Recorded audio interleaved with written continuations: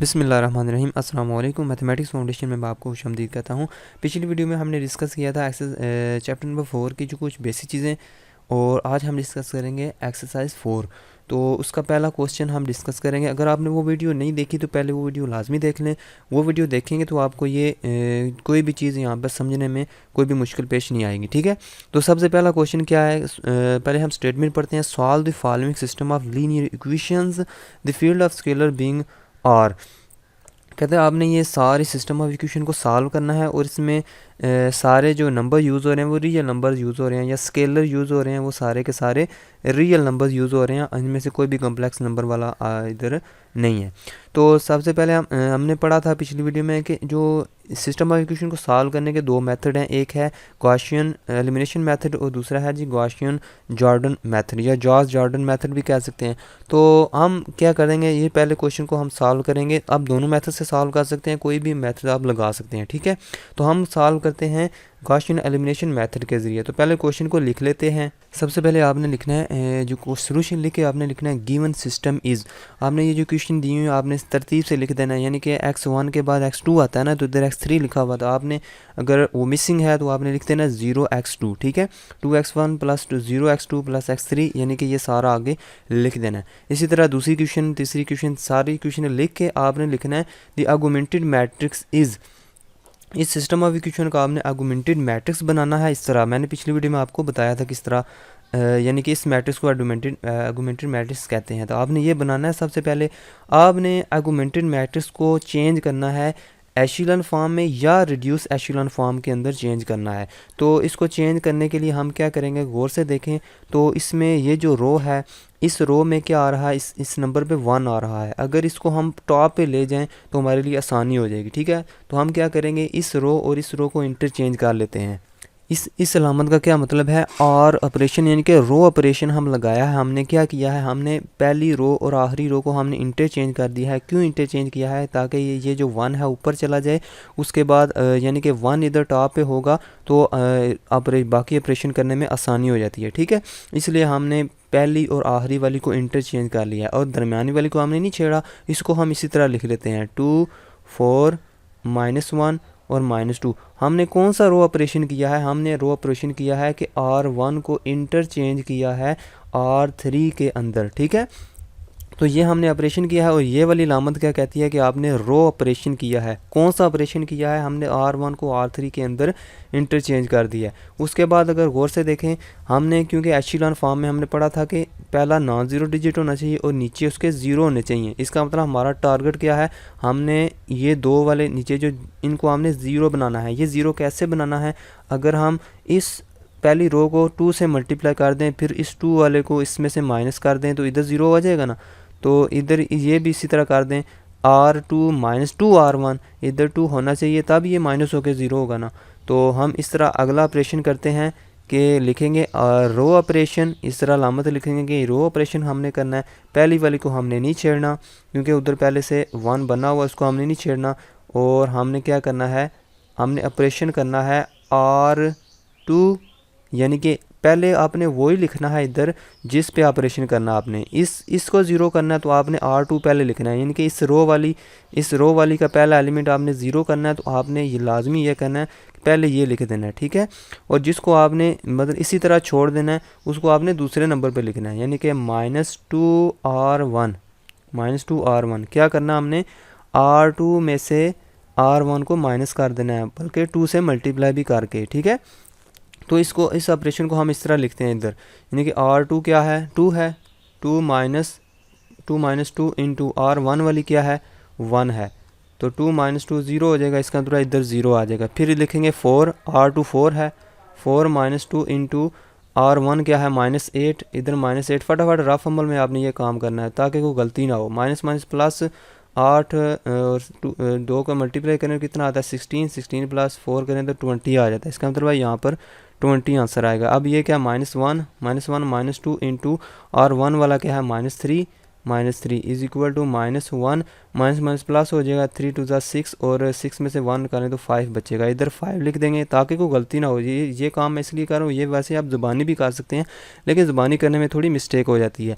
तो अब ये है -2 लिखेंगे आप, -2 इंटू R1 की जगह हम 2 लिख देते हैं, ठीक है, R2, तो -2 -4 हो जाएगा, -6 आएगा। इसका मतलब है यहाँ पर क्या लिखेंगे हम, -6 लिखेंगे। अब देखें ये पहले नंबर पे इस यानी कि पहले जो डिजिट है उसके नीचे एक ज़ीरो बन गया है, यहाँ पे भी ज़ीरो बनाना है, तो इस पे भी हम ऑपरेशन यही लगाएंगे कि R3 वाली से हम माइनस करेंगे 2R1, ठीक है। मैंने फिर बताया कि जो जिस पे ऑपरेशन करना है वो आपने पहले लिखना है, माइनस लिखना है 2 इंटू R1, पहली वाली को अंदर रखना ना, फिर क्योंकि ऑपरेशन एक से करना है तो फिर एक को हम मतलब इसी तरह छोड़ देंगे, देखें ना, R2 -2R1, अगर इससे करेंगे तो फिर ज़ीरो बन गया, फिर इस पर नहीं कर सकते हम ऑपरेशन, यानी कि आप ये नहीं कर सकते R3 -2R2, क्योंकि इधर तो ज़ीरो बन गया है, और 2R2 करेंगे तो फिर कोई फ़र्क नहीं पड़ेगा। इसका मतलब है जिसको आपने मतलब जो छोड़ा है, यानी कि एज इट इज़ लिखा है, पहली वाली रो को हमने नहीं छेड़ना, तो फिर उसी पे ऑपरेशन करेंगे, यानी R3 -2R1 ही करेंगे, ठीक है। तो R3 वाला क्या है, 2 है, 2 -2 करेंगे तो ये ज़ीरो हो जाएगा, फिर ये ज़ीरो है पहले से, इसकी जगह हम ज़ीरो लिखेंगे, तो 0 -2 इंटू R1 की जगह हम लिखेंगे -8, -8 तो माइनस माइनस प्लस हो जाएगा, कितना लिखेंगे 16, तो इधर हम क्या लिखेंगे 16, फिर हम ये लिखेंगे R3 ये है, यानी कि ये वाला है 1 -2 इंटू R1 क्या है -3, -3 इज इक्वल टू क्या आएगा, minus minus plus 1 + 6 is equal to 7 आएगा, तो इसकी जगह हम 7 लिख देंगे।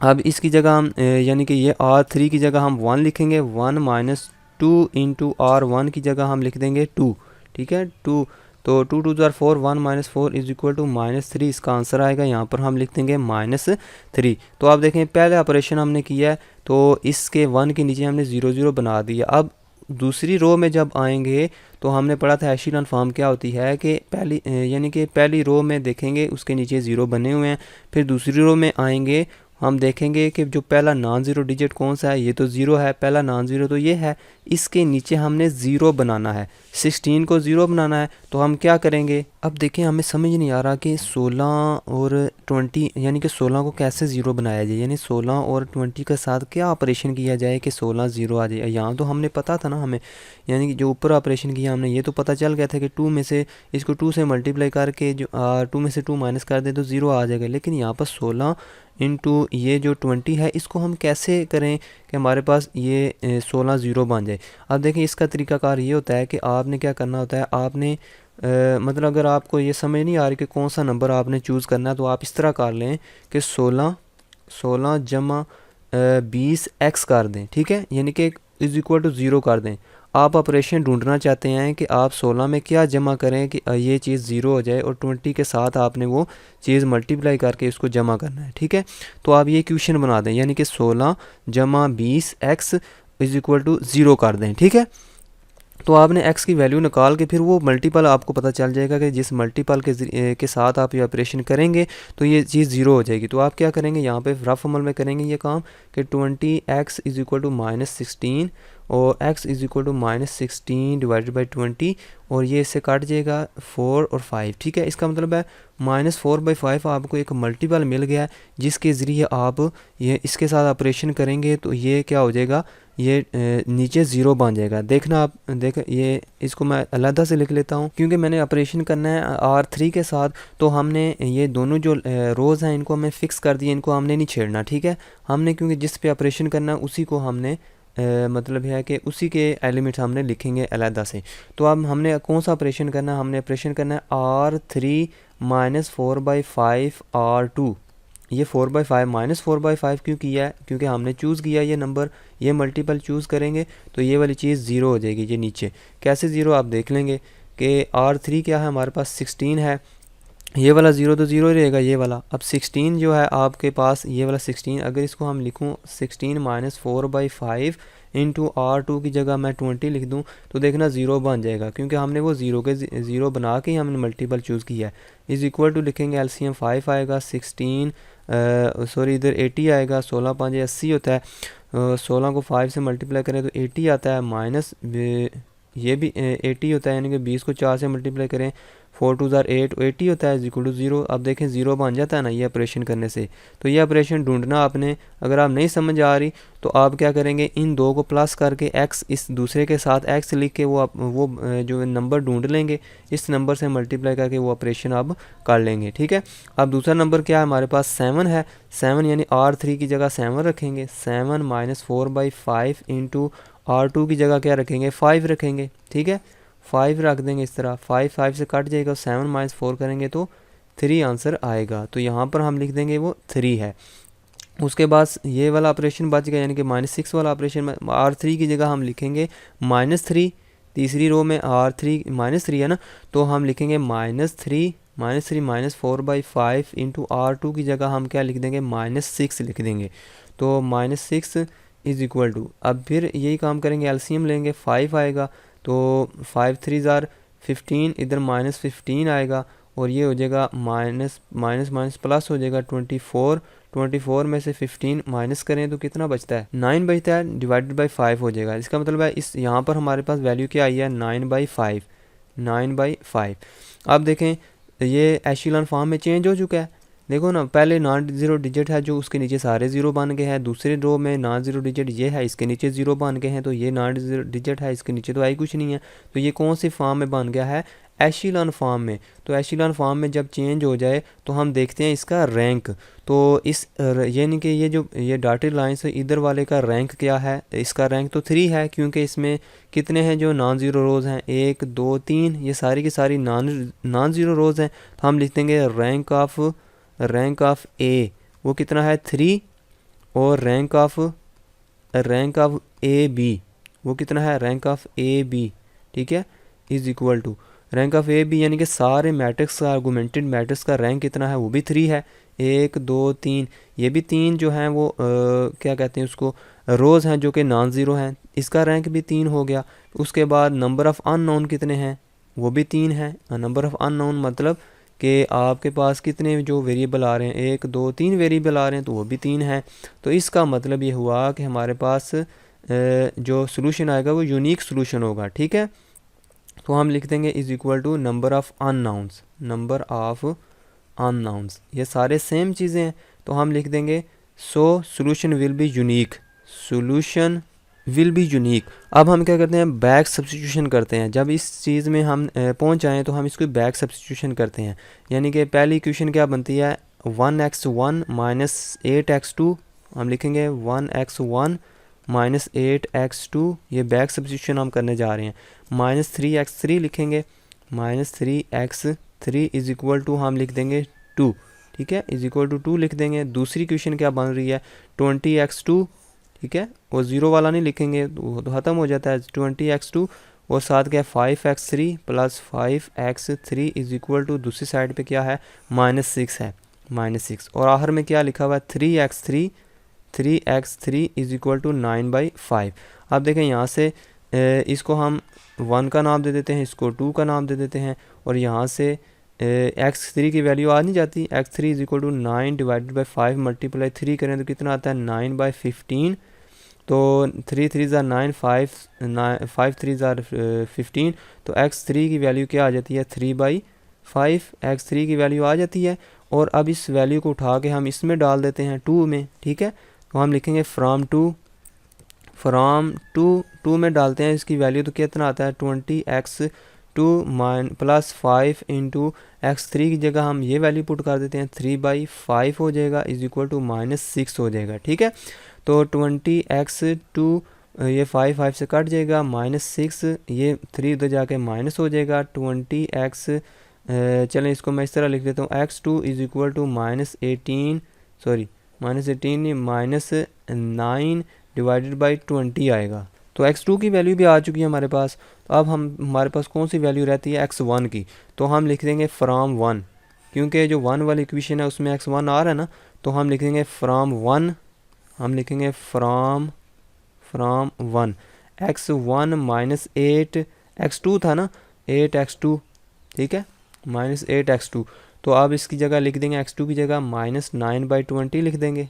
ठीक है। -3x3 था ना, तो x3 हमारे पास क्या आया हुआ है, 3/5 आया हुआ है, तो 3x3 की जगह हम 3/5 लिख देते हैं। इज इक्वल टू उस साइड पे हमारे पास क्या है, 2 लिखा हुआ है, उस साइड पे हमारे पास 2 लिखा हुआ है, ठीक है। इज इक्वल टू 2 लिख देंगे, तो हम लिख देंगे x1 प्लस 72 डिवाइडेड बाई 20, 8 9 ज़ा 72 माइनस 3 3 ज़ा 9 divided by 5 is equal to 20, ठीक है। इन सारी चीज़ों को उस साइड पे ले जाते हैं, उधर क्या हो जाएगा 2 माइनस बल्कि plus 9/5 minus 72 divided by 20, LCM लेंगे इस तरफ, एलसीएम 20 आएगा, और इधर लिखेंगे 40 प्लस 36 माइनस 72, और इनको माइनस करेंगे, हमारे पास क्या रिजल्ट आएगा, 4/20 आएगा, और 4/20 को कैंसिल कर देंगे और 1/5 हमारा आंसर आएगा। तो हमारा सोल्यूशन क्या होगा, फिर हम लिख देंगे 100 x1 की वैल्यू आई हमारे पास 1/5, x2 की वैल्यू आई है हमारे पास -9 डिवाइडेड बाई 20, और x3 की वैल्यू आई है हमारे पास 3/5 आई है, ठीक है। तो आप लिख देंगे 100 ये वाली सारी values is required solution, is required solution. तो देखें एक ही सोल्यूशन आया ना, तो इसका मतलब है हमारा सोल्यूशन यूनिक है, और वो सोल्यूशन ये है। क्वेश्चन नंबर 2 में हमारे पास गिवन सिस्टम क्या है, ये वाला गिवन सिस्टम है हमारे पास, और ये जो ए स्मॉल ए है ये ज़ीरो नहीं है, मेरे ख्याल में ये बुक से मिसिंग है, ये ए स्मॉल ए ज़ीरो नहीं है, ठीक है। तो इसका इस सिस्टम का आर्गुमेंटेड मैट्रिक्स क्या होगा, ये वाला जो मैंने लिखा है, इनके कोफिशिएंट मैट्रिक्स आपने ये इधर लिख देना, कोफिशिएंट सारे इधर लिख देने हैं, और डॉट डॉट लगा के इस साइड पे जो ये वाले नंबर हैं वो आपने इस साइड पे लिख देने हैं, यानी कि ये ए है 9 नहीं है, ए नज़र आ रहा है, ठीक है। तो यहाँ पर हम क्या करेंगे, फिर वही काम करेंगे कि हमने यहाँ से एशेलॉन फॉर्म में चेंज करना है इसको। तो आप देखें पहले 1 पहले से बना हुआ है, तो ये वाला अगर 1 -1 कर दें, ये वाला 1 -1 कर दें तो 0 हो जाएगा। तो हम कौन सा ऑपरेशन करेंगे, हम रो ऑपरेशन करेंगे, रो ऑपरेशन करेंगे। कौन से वाला ऑपरेशन करेंगे, हम करेंगे जी R2 में से R1 को माइनस कर देंगे, क्योंकि 1 -1 करें 0 हो जाएगा, तो 0 बन जाएगा ना। तो R2 में से R1 को माइनस कर देंगे, तो R1 को हम फिक्स कर देंगे R1 1 1, ठीक है। जिस पे हम ऑपरेशन कर रहे हैं उसको हम फिक्स कर देंगे, R1 R2 माइनस R1 कर देंगे, जिस पे यानी जिसको ज़ीरो बनाना है, या जिसको जो हमारे पास रिक्वायर्ड है जिसको ज़ीरो बनाना है, वो हम इधर पहले लिखेंगे इस ऑपरेशन के अंदर। तो हमने इसको भी ज़ीरो बनाना है, इस नंबर को, ये R3 है, तो R3 को इधर पहले लिखेंगे R3 माइनस R1, ठीक है। इधर भी ज़ीरो हो जाएगा, इधर भी ज़ीरो हो जाएगा। अब हम ये देखते हैं हमने क्या करना है, R2 माइनस R1 करना है। R2 में ये क्या है 1 + a माइनस R1 की जगह हम लिखेंगे 1, ठीक है। तो इधर क्या बचेगा, सिर्फ a बचेगा, इधर हम लिख देंगे a। फिर 1 - 1 करेंगे ये 0 हो जाएगा, 2a - a करेंगे तो ये a हो जाएगा, ठीक है। अब इसकी बारी है, 1 - 1 करेंगे तो ये 0 हो जाएगा, 1 + a - 1 करेंगे तो ये a हो जाएगा, ठीक है। 3a में से a निकाल देंगे तो ये 2a बच जाएगा। अब गौर से देखें ये एशेलॉन फॉर्म में चेंज हो चुका है। इधर देखें ये नॉन ज़ीरो नंबर ये था, इसके नीचे ज़ीरो बन गए हैं। दूसरी नंबर पे नॉन ज़ीरो नंबर ये है, मैंने आपको बताया ना कि ये नॉन ज़ीरो है, इधर मैंने आपको बताया, ठीक है, ये ज़ीरो नहीं है। तो ये नॉन ज़ीरो नंबर है, इसके नीचे ज़ीरो बना दिया गया है।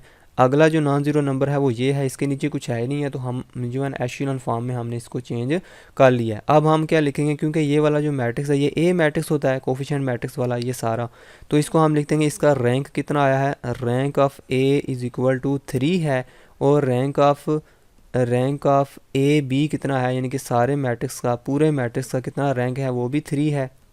देखें ना, इसका भी 3 है, ये भी नॉन ज़ीरो है। सारे को देखें, ये भी कितनी रोज़ नॉन ज़ीरो हैं, 1 2 3 रोज़ नॉन ज़ीरो हैं, ये भी इसका रैंक भी 3 है। तो हम लिख देंगे this is equal to number of unknowns, number of unknowns. अगर ये कंडीशन हो तो हम कहते हैं कि वो सोल्यूशन क्या है, यूनिक है, सोल्यूशन विल बी यूनिक, ठीक है। This implies that solution will be unique. अब हम सोल्यूशन फाइंड करते हैं, ये चीज़ हमें पहले पता चल गई कि यूनिक होगा। तो इस सोल्यूशन को हम फाइंड करने के लिए हम क्या करते हैं, बैकवर्ड सब्स्टिट्यूशन करते हैं। बैकवर्ड सब्स्टिट्यूशन करके हम लिखेंगे कि ये वाला क्या है 1x1 प्लस ये क्या है 1x2 प्लस ये वाला क्या है 1x3 इज इक्वल टू ये क्या है इज इक्वल टू a, ठीक है। दूसरे नंबर पे क्या है ये x2 है, यानी कि ax2 इज इक्वल टू, क्योंकि ये वाला 0 है, ये वाला भी 0, ये वाला भी 0, तो इसको लिखने का कोई फ़ायदा नहीं है। हम लिखेंगे ax2, दूसरे नंबर पे ax2 है ना, AX2 इज इक्वल टू ए लिख देंगे, इज इक्वल टू ए। तो यहाँ से ये इस ए से काट के तो x2 की वैल्यू यहाँ पर ही आ जाती है, x2 की वैल्यू 1। ठीक है, तो लास्ट में क्या है हमारे पास, ये a है, ये 2a है, तो हम लिख देंगे AX3 is equal to 2a।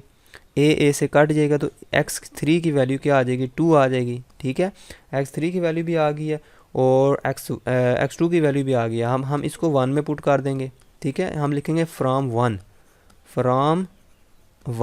तो 1 के अंदर इसको डालते हैं, x1 की वैल्यू आ जाएगी x1 प्लस x2 की जगह हम क्या लिखेंगे 1, इधर हम 1 लिखेंगे प्लस इधर क्या लिखेंगे x3 की जगह हम 2 लिख देंगे, 2 इज इक्वल टू a लिखा हुआ है। ठीक है, तो ये क्या लिखा हुआ है, x1 प्लस 3 हो जाएगा is equal to a, x1 की वैल्यू क्या आ जाएगी 3 माइनस a।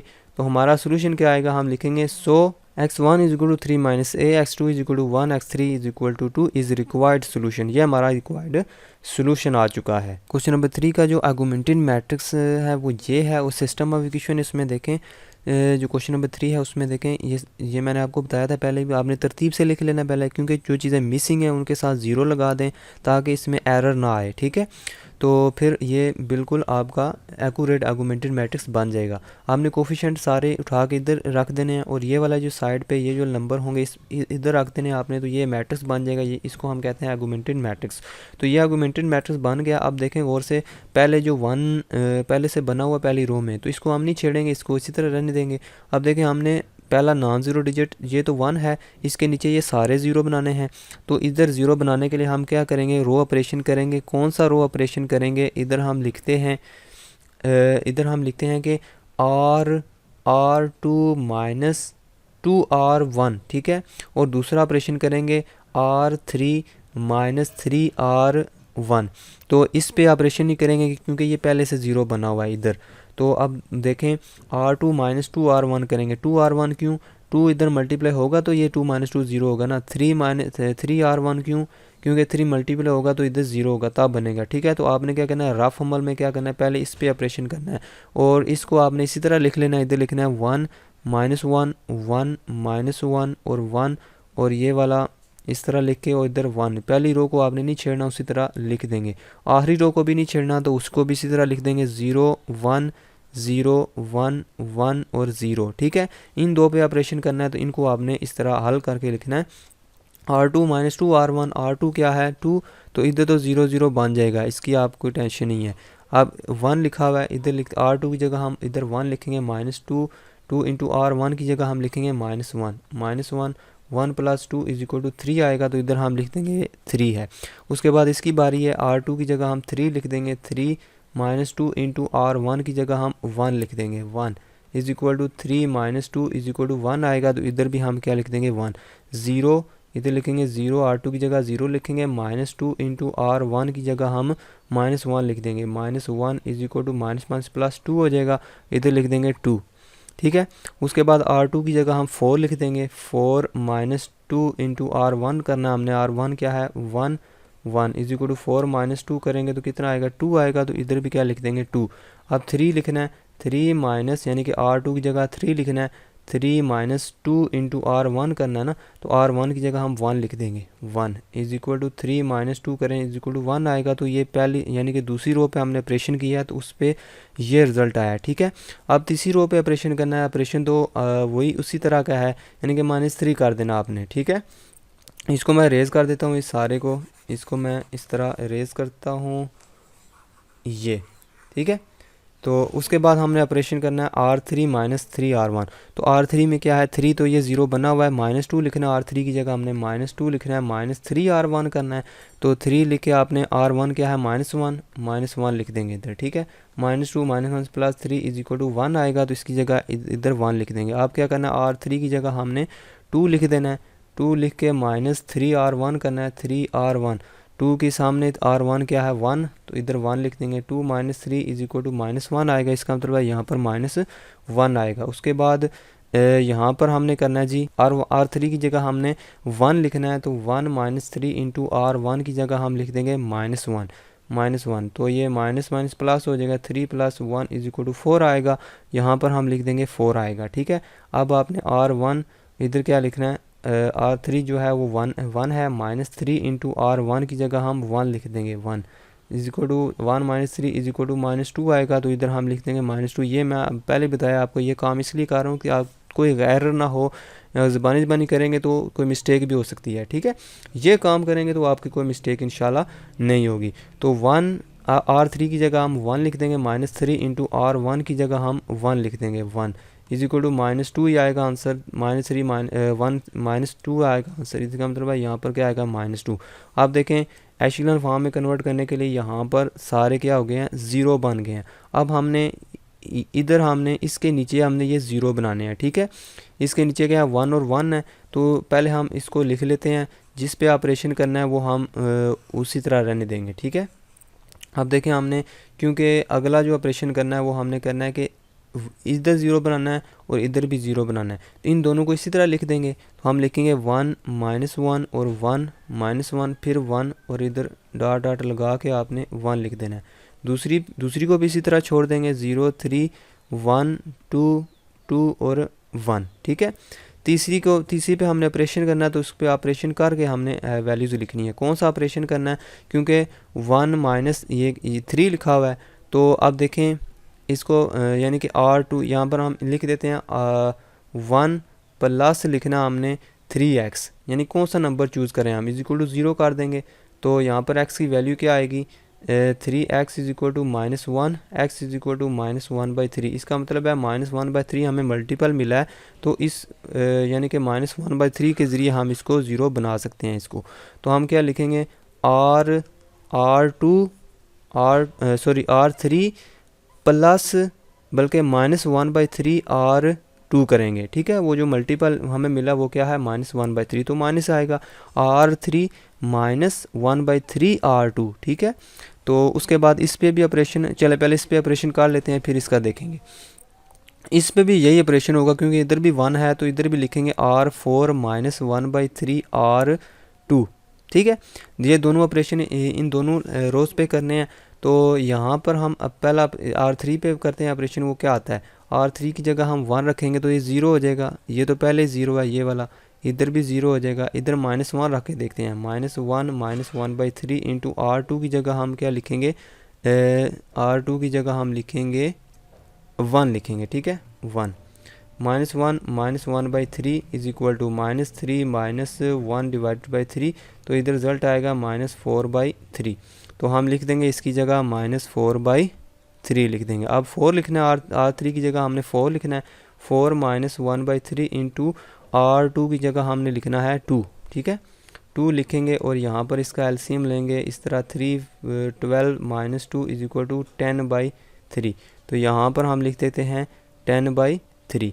अब R3 की जगह हमने -2 लिखना है, -2 -1/3 इंटू R2 की जगह हम लिख देंगे, R2 की जगह हम 2 लिख देंगे, ठीक है, 2 लिख देंगे और हम लिखेंगे जी इज इक्वल टू 3 और -6 -2 इज इक्वल टू -8/3। इसकी जगह क्या आएगा, -8/3।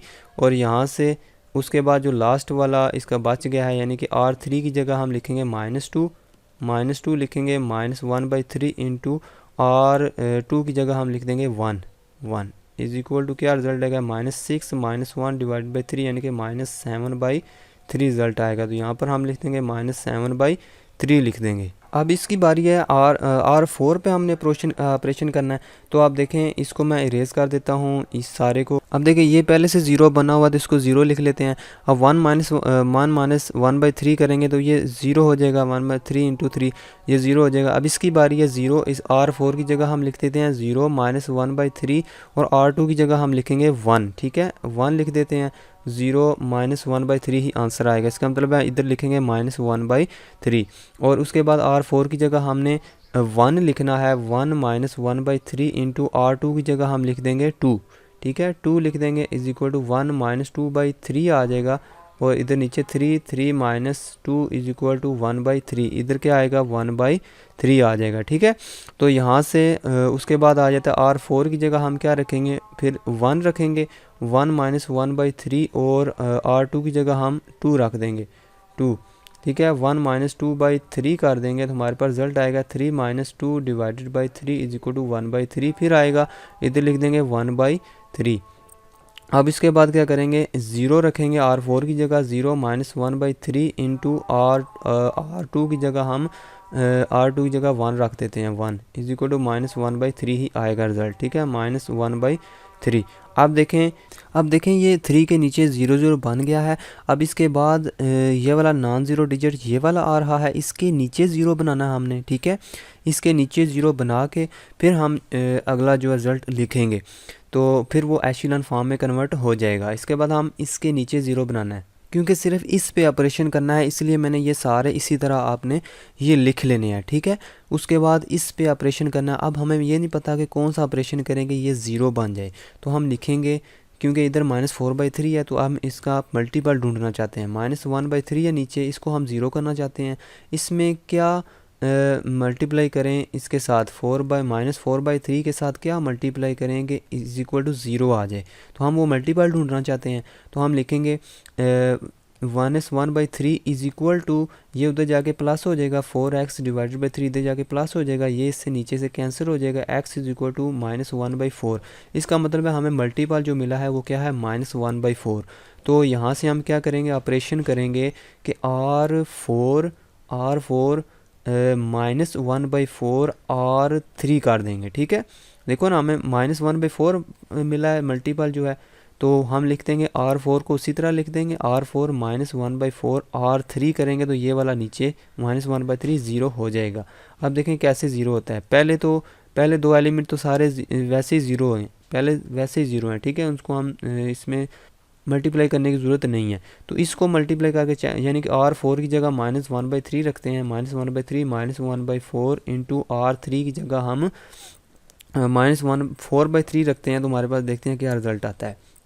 4 से कट जाएगा और ये क्या लिखा हुआ है, -1/3 और माइनस माइनस प्लस हो जाएगा, +1/3 तो ज़ीरो आ जाता है ना। इसका मतलब हमारा जो मल्टीपल हमें मिला वो बिल्कुल ठीक है, तो यहाँ पर हम 0 लिख लेते हैं। अब इसकी बारी है 1/3 की बारी है, R4 की जगह हम 1/3 रखते हैं, 1/3 माइनस 1/4 इंटू R3 की जगह हम रख देंगे, R3 की जगह 10/3। ठीक है, तो यहाँ से हम क्या करते हैं, LCM लेते हैं। LCM इसका क्या आएगा, 12 आएगा। ठीक है, तो यहाँ से ये 3 है तो 12 LCM आएगा, तो यहाँ पर लिखेंगे 4 - 10 और डिवाइडेड बाई -6, 10 में से 4 -6 डिवाइडेड बाई 12, ये काट जाएगा, इससे -1/2 आएगा। इसका मतलब है यहाँ पर आएगा -1/2 आंसर आएगा। अब इसको मैं इरेज कर देता हूँ इस साइड से, और यहाँ पर हम क्या करते हैं, आप दो नंबर रह गए और। ठीक है, यानी कि 1/3 R4 की जगह हम 1/3 रखते हैं, 1/3 माइनस 1/4 है ये वाला 1/4, और R3 की जगह हमने रखना है R3 के -8/3 इज इक्वल टू, ठीक है, इधर 4 1 ज़ार 4 और 4 2 ज़ार 8 हो जाएंगे, तो LCM 3 ही आएगा। 1 माइनस माइनस प्लस हो जाएगा, +2 इज इक्वल टू 3/3, यानी कि इसका आंसर 1 आएगा यहाँ पर। और उसके बाद -1/3 रखेंगे R4 की जगह, -1/3 -1/4 इंटू R3 की जगह हम रख देंगे -7/3। तो इसका LCM भी कितना आएगा, 12 LCM आएगा। ठीक है, चलें इसको मल्टीप्लाई कर ले, -1/3 माइनस प्लस 7/12 आएगा, तो LCM 12 आएगा। इधर लिखेंगे -4 और इधर आएगा +7 इज इक्वल टू 7 में से 4 निकालें तो 3 बचेंगे, 3/12 यानी कि 1/4 आंसर आएगा इधर 1/4। तो यहाँ पर हम क्या लिख देंगे, 1/4। अब देखें ये एशेलॉन फॉर्म में कन्वर्ट हो चुका है मैट्रिक्स। अब हम देखेंगे ये सारा क्या है, एक मैट्रिक्स है A, तो इसका रैंक कितना है, 1 2 3 4 रैंक है। हम लिखेंगे rank of A is equal to 4 है, और रैंक ऑफ सारे का रैंक क्या है, rank of AB augmented matrix, सारे मैट्रिक्स का रैंक कितना है, 1 2 3 4, इसकी भी 4 रोज जो है नॉन ज़ीरो हैं, तो इसका रैंक भी कितना होगा, 4। अब मुझे बताएं नंबर ऑफ़ अननोन कितने थे, नंबर ऑफ़ अननोन थे 5। देखिए ना x 5 तक जा रहा काम, तो हम लिख देंगे नंबर ऑफ़ अननोन कितने हैं, वो तो 5 हैं, is less than number of unknown. ठीक है, नंबर ऑफ़ अननोन। तो मैंने बताया था पिछली वीडियो में कि अगर ये केस आ जाए तो जो सिस्टम है उसका इन्फिनिट सोल्यूशन आते हैं, ठीक है, आपने वो मैंने कहा था कि नोट कर लें, अगर नोट किया तो आपको पता चल जाएगा। अगर वो वीडियो आपने देखी है तो वो नहीं देखी तो वो लाजमी देख लें, ठीक है। तो अब ये केस आपको पता चल जाएगा। तो ये केस आ गया जिसमें नंबर ऑफ़ रैंक तो दोनों बराबर हैं, इसका रैंक भी 4 है, इसका भी 4 है, लेकिन वो नंबर ऑफ़ अननोन से लेस हैं। So system will have infinite number of solution. हम क्या करते हैं, अब बाय बैकवर्ड सब्स्टिट्यूशन करते हैं, बाय बैकवर्ड सब्स्टिट्यूशन, ठीक है, सब्स्टिट्यूशन। बैकवर्ड सब्स्टिट्यूशन के ज़रिए हम क्या लिखेंगे, इन इक्वेशन को हम दोबारा जो है, यानी कि इस मैट्रिक्स को हम दोबारा इक्वेशन की शक्ल में लिख लेंगे। तो इधर x1 लिख देंगे, इधर लिखेंगे x1 माइनस x2 है, x1 minus x2 plus x3 है, प्लस x3 माइनस x4 है। उसके बाद लिखेंगे इधर x5 is equal to 1 plus x5 is equal to 1 लिख देंगे। उसके बाद क्या है जी, 3x2 हम लिखेंगे 3x2 और उसके बाद है जी माइनस 3x2 और 1x3 1 या सिर्फ x3 लिख दें plus 2x4 plus 2x5 is equal to 1 आ जाएगा, ठीक है। इसी तरह नीचे वाला भी और उससे नीचे वाला भी हमने इसको कन्वर्ट कर दिया है। इसको हम 1 का नाम दे देते हैं, इसको 2 का नाम दे देते हैं, और इसको अगर रीअरेंज करके ना, यहाँ से देखें -1/3 यहाँ से कॉमन आ रहा है, ठीक है। इस यहाँ से -1/3 कॉमन ले लेते हैं, -1/3 कॉमन लेते हैं तो कितना आता है इधर 4x3 प्लस 10x4 प्लस, क्योंकि माइनस कॉमन लिया तो इधर माइनस आएगा, माइनस इधर प्लस आएगा, प्लस 8x5 और इज इक्वल टू -7/3 है। तो -1/3 से कट जाएगा, तो हमारे पास जो रिज़ल्ट आएगा वो कितना आएगा, उस इक्वेशन को हम नाम दे देते हैं 3 का। 4x3 प्लस माइनस आएगा ना, -10x4 plus 8x5 is equal to इधर 7 आएगा, और इस इक्वेशन को हम 3 का नाम दे देते हैं, ठीक है। यहाँ से आप देखें ये वाली जो इक्वेशन है इसको नाम दे देते हैं 4 का। अब मुझे बताएं कि ऊपर हमने लिखा है कि सिस्टम, क्योंकि इन्फिनिट नंबर ऑफ़ सोल्यूशन इसके आएंगे, तो आप मुझे बताएं ये जो नंबर ऑफ़ अननोन है वो कितने हैं, वो 4 हैं, नंबर ऑफ़ अननोन 5 हैं, लेकिन इक्वेशनें कितनी आई हैं, वो तो 4 आई हैं, 1 2 3 4 इक्वेशनें आई हैं। इसका मतलब है एक अननोन को हमें लेट करना पड़ेगा किसी स्केलर के इक्वल, ठीक है, तब इन्फिनिट नंबर ऑफ सोल्यूशन आएंगे ना। तो हम x5 है जो आखिरी वाला आखिरी वाला जो वेरिएबल है नंबर ऑफ़ अननोन, यानी आखिरी वाला जो अननोन है x5, इसको हम लेट कर लेते हैं इसको t के बराबर, let x5 is equal to t, क्योंकि नंबर ऑफ़ अननोन ज़्यादा हैं, इक्वेशनें कम हैं, तो किसी एक को तो लेट करना पड़ेगा ना खुद से। तो हम लेट कर लेते हैं x5 is equal to t, an scalar इसको नाम दे दें फिर, ठीक है। तो इस t को इस 4 में डालेंगे तो क्या आएगा हमारे पास रिजल्ट, इधर लिखेंगे फ्राम 4, तो हम लिखेंगे -1/2 x4 इज इक्वल टू 1/4। अब देखें इधर हम t रखेंगे तो t उधर जाके माइनस हो जाएगा, -t हो जाएगा, ठीक है। x4 इज इक्वल टू, अगर हम इसको दोनों तरफ हम -2 से मल्टीप्लाई कर दें तो इधर क्या आएगा -2/4, इधर आएगा +2t आएगा, और इसको सिंप्लीफाई करके लिख दें तो क्या आएगा -1/2 प्लस 2t। इसका मतलब x4 की वैल्यू क्या आई है, x4 is equal to -1/2 plus 2t इसकी वैल्यू आई है। अगर x5 की वैल्यू t के बराबर हो तो x4 की वैल्यू इस तरह आती है। उसके बाद x4 को और x5 को उठा के हम इसमें पुट कर देते हैं, यानी कि इक्वेशन 2 वाले में पुट कर देते हैं, 3 वाले में पुट कर देते हैं, जो इधर हमने सिंप्लीफाई की थी उसमें डाल देते हैं इसको। तो उसमें डालेंगे तो हम लिखेंगे फ्राम, चले नीचे लिख देते हैं फ्राम 3, ठीक है। 3 में हम इसमें डालेंगे 4x3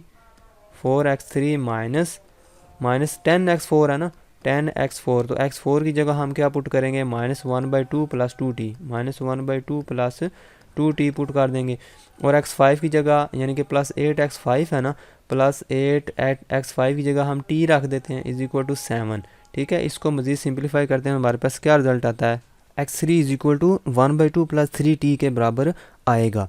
क्यों, कैसे, आप देखें इसको 10 को अंदर मल्टीप्लाई कर दें तो ये रिज़ल्ट आएगा। आप देखें 20 में से 8 निकालें तो -12 आएगा, ठीक है, -20 है ना, तो -12t आएगा। तो ये 10/2 को इधर ले जाएं तो जाके माइनस हो जाएगा, उसका एलसीएम लें तो उधर एलसीएम लेके हमारे पास 2 रिजल्ट आता है इस साइड पे। इस 12 को इधर लेके आएँ तो इधर प्लस हो जाएगा, और यहाँ से 4 को दोनों तरफ डिवाइड कर दें तो ये चीज़ हमारे पास आती है। इसका मतलब है x3 की वैल्यू क्या आती है, 1/2 + 3t, और ये आता है इसका रिज़ल्ट। अब हम इस सारी वैल्यूज़ को उठा के हम रखते हैं इक्वेशन नंबर 2 में रखते हैं, ठीक है। फ्रॉम 2 लिख के हम वो सारी वैल्यूज़ उठा के, यानी जो हम फाइंड कर चुके हैं वो सारी वैल्यूज़ इस 2 में पुट कर देंगे, ठीक है। x3 की जगह x3 वाली वैल्यू लगाइए, 4 की जगह 4 वाली, 5 की जगह 5 वाली वैल्यू लगाइए। 5 वाली तो है t है, तो क्योंकि आपकी जो बुक है उसमें x5 मतलब उन्होंने टी नहीं लिखा होगा, लेकिन आपने टी लिख दें तो ज़्यादा काम जो है ना क्लियर हो जाता है कि ये जो x t is equal to, यानी कि टी जो है ये एक स्केलर है, ये आपने लेट किया हुआ है। अगर आप 5 ही लिख देंगे तो काम मिक्स हो जाएगा ना, इसमें x5 वगैरह ये मिक्स हो जाएगा, नज़र आएगा x5 ये, तो x2, और इस तरह टी अगर अलहदा से लिख दें कोई स्केलर तो तब भी ठीक है, कोई मसला नहीं है, ठीक है। तो ये क्लियर के लिए होता है, यानी कि आपको मिस्टेक ना हो। तो इसके बाद इसको सिंपलीफाई करके हम क्या लिखेंगे, इसको सिंपलीफाई करके लिखेंगे तो हमारे पास x2 की वैल्यू आएगी 1/2 - 3t के बराबर, ठीक है। इसी तरह सारी वैल्यूज़ उठा के इसके अंदर पुट करेंगे, यानी कि जो पहली इक्वेशन है इसके अंदर वैल्यू पुट करेंगे तो हमारे पास x1 की वैल्यू क्या आएगी, ये आपने खुद करना है, इनको पुट करना है आपने। x1 की वैल्यू आएगी हमारे पास 1/2 - 5t के बराबर इसकी वैल्यू आएगी। तो इस तरह आपने x1 x2 x3 so on सारी x5 तक आपकी वैल्यूज़ आ चुकी हैं। तो यही हमारा सोल्यूशन होगा। हर में ये वैल्यूज़ आपने लिख के आपने लिखना है दिस इज़ रिक्वायर्ड सोल्यूशन, और t की वजह से हम कह सकते हैं t की जगह जो मर्जी स्केलर पुट करें तो उसका अलहदा सोल्यूशन आएगा। t की जगह 1 पुट करें तो कोई एक और सोल्यूशन आ जाएगा, 2 पुट करें तो कोई और सोल्यूशन आ जाएगा। इसका मतलब है इसके सोल्यूशन इनफाइनाइट सोल्यूशन आते हैं, इसलिए t एक एनी स्केलर लिखा है, तो हमने इसीलिए इसने बोला था इधर रैंक, क्योंकि इसका less than number of unknown है तो इनफाइनाइट नंबर ऑफ़ सोल्यूशन आते हैं। इनफाइनाइट नंबर ऑफ़ सोल्यूशन का क्या मतलब है, टी को वैल्यूज़ देते जाएंगे तो सोल्यूशन मुख्तलिफ होते जाएंगे, ठीक है, डिफरेंट सोल्यूशन हमें मिलते जाएंगे।